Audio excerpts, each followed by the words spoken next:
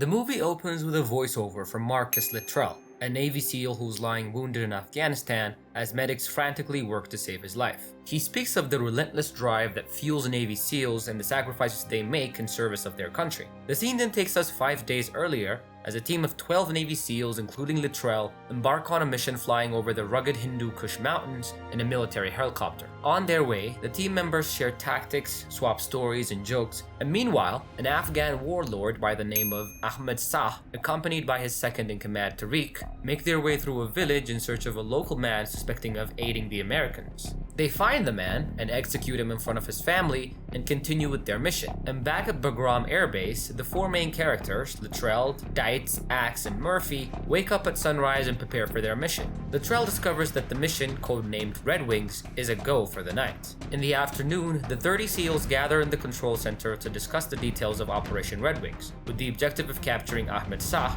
and his group of around 10 people. The plan is for Dietz, Axe, Murphy, and Luttrell to carry out reconnaissance and positively identify Shah, while the rest of the team waits for the J-Bad overnight. Then the team gears up for combat as they wait for the helicopters to arrive. Finally, the helicopters arrive, and the SEALs board and prepare for the mission. The helicopters drop Luttrell, Dietz, Axe, and Murphy onto a steep, dark hill, and the 4 of them begin their descent using night vision goggles. They navigate a thin, treacherous path to the lookout point, while the rest of the SEALs monitor their progress. After a challenging journey, the 4 SEALs arrive at the lookout point, 2,000 feet above the Afghan valley, as the sun rises. And although the view is partially blocked, they decide to move further down the hill and search for a better vantage point. As they attempt to radio back their change in location to J-Bad, Dietz struggles to get a clear signal. The next day, Christensen, who has received their weak message, boards a helicopter for Bagram, leaving Muzzleman in charge at J-Bad. Later that day, at the new lookout spot, the team has a clear view of the village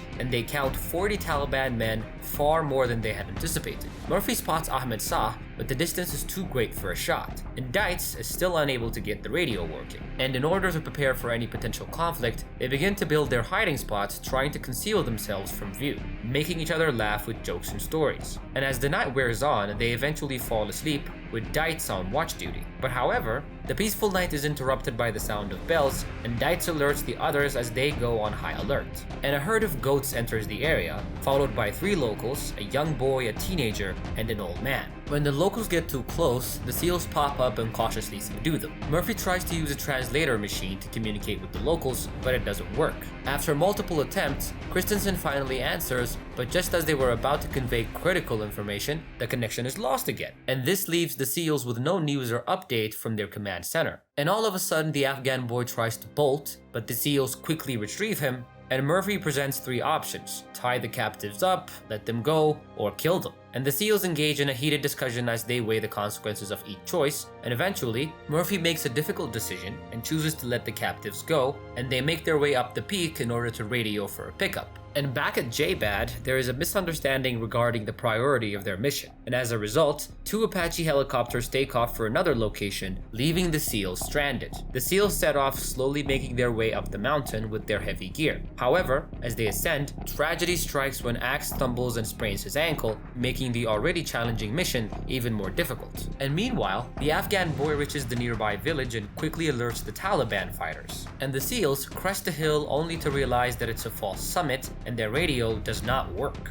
Murphy pulls out his binoculars and scans the town, which appears to be peaceful. He decides to hold their position until sunset, with Axe keeping watch. However, in about 30 minutes, Axe spots some movement in the distance. The team assesses the situation and realizes that they are nearly surrounded by the Taliban. The SEALs prepare their weapons and get into position, ready for any sudden attack. A firefight erupts when Luttrell takes his first shot, hitting his target. The situation rapidly deteriorates, with Dietz and Murphy trying to communicate using the radio and satellite phone, and tragically Dietz gets shot in the hand and Axe in the shoulder. And then the 4 SEALs huddle together behind a boulder, pushing towards the right for cover. Unfortunately, Dietz, Axe, and Luttrell all get hit, and the Taliban begin firing RPGs, and then Murphy gets hit in the stomach. The SEALs are under relentless attack and decide to fall back, pitching themselves off a 50-foot cliff. The fall is rough, with the SEALs hitting trees and rocks on the way down, but despite the fall, the 4 survive while the Taliban begin a very slow descent. The Taliban start getting closer, taking better positions and hitting Murphy and Dietz again, and Murphy orders the others to move left, and Axe and Luttrell begin to comply.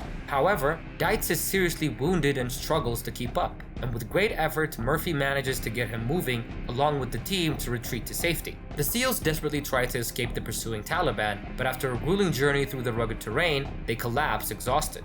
And meanwhile, Murphy attempts to establish contact through the sat phone once more, but to no avail. And later that day, while resting, the SEALs hear the sounds of approaching voices. And suddenly, the Taliban open fire and Murphy quickly realizes that the only option that they have now is to take another dangerous dip, and this time 80 feet down. Tariq and his 6 fighters charge towards the SEALs, and Axe and Murphy jump off the cliff. Luttrell is carrying Dites, but just as he's about to follow suit, Tariq shoots both of them in the neck, and Luttrell loses his grip on Dites and falls backward off the cliff. As explosions continue to go off around them, Axe, Murphy, and Luttrell debate what to do about Dites. Dites, injured and struggling, is cornered by the pursuing Taliban forces. Luttrell is convinced that Dites is dead, but they make the difficult decision to attempt to retrieve Dites' body and then move to flat ground. The SEALs desperately try to make their escape. Murphy and Luttrell attempt to escape up the steep hill, with Axe providing cover fire. However, the odds are against them, and Murphy sacrifices himself by charging uphill to make a crucial call for air support,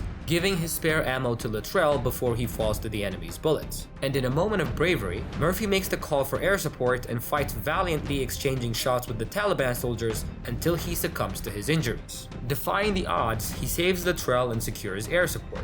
Luttrell, left alone with Axe, mourns the loss of his comrade, as the remainder of the SEALs and Marines at Jabad and Bagram prepare for a potential rescue. As Axe and Luttrell hide behind rocks, they discuss the fate of their fallen comrade Murphy and the status of the call for air support. And in the afternoon, in a bold move, the helicopter pilot agrees to put the SEALs on the ground despite their lack of Apache support. And Axe and Luttrell separate and head off to the woods to engage in a fierce firefight with the Taliban. As they hear a helicopter overhead, they believe they are moments away from being rescued. But tragically, as the pilot attempts to drop the SEALs, including Christensen and Patton, the Taliban fire an RPG, causing the helicopter to explode. And the second helicopter pilot refuses to put down, leaving Axe and Luttrell to face the enemy alone. As the firefight rages on, Luttrell watches in horror as Axe is hit twice in the throat. And meanwhile, the explosion of the RPG nearby knocks Luttrell down the mountain, and he hits his head on a rock, leaving him dazed and nearly deaf. The SEAL team aboard the other helicopters tries to intervene, but the pilot refuses to open the ramp. And in the meantime, troops mobilize at Bagram as Luttrell struggles to make his way down the mountain. Despite being surrounded by the Taliban, Luttrell manages to hide himself in a rock and manages to fall asleep.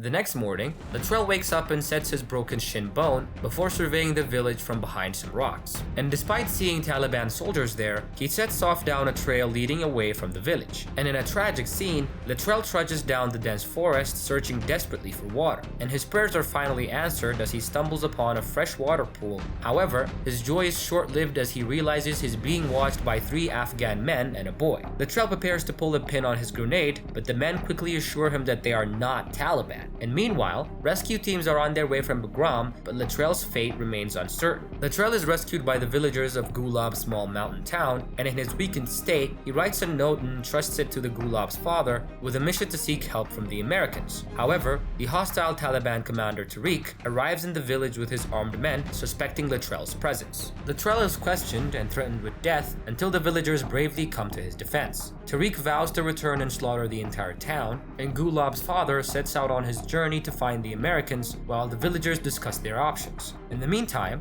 Luttrell attempts to connect with a young boy and requests a knife, but instead he is gifted a duck. And eventually, Gulab brings him a knife and they watch as Luttrell tries to remove bullets from his leg before passing out. And the next morning, Tariq returns with Sah and 50 heavily armed men ready for a confrontation. And back at the Bagram base, the Marines receive word that Luttrell has sent a letter and a rescue mission is promptly launched. Luttrell awakens to find himself being cared for by Gulab and the boy. Just as he expresses his gratitude, an RPG slams into the side of the house, initiating a brutal firefight. In a moment of desperation, Luttrell finds himself being strangled by a Taliban fighter, but a quick-thinking young boy hands him a knife, allowing him to break free. The odds seem to be against Luttrell until the sound of an approaching helicopter sends the Taliban into a frenzy. The arrival of the reinforcements dismays the enemy, and Luttrell and Gulab finally have a chance to take out Tariq, putting an end to the terror that he brought to their village. And Luttrell is rescued by the helicopters and taken on board, but he desperately tries to bring Gulab with him him. However, they are separated by the airmen and Luttrell is too weak to resist. As the helicopter takes off, Luttrell experiences a moment of both life and death as the medics try to save him. And then his voiceover from the beginning of the movie picks up,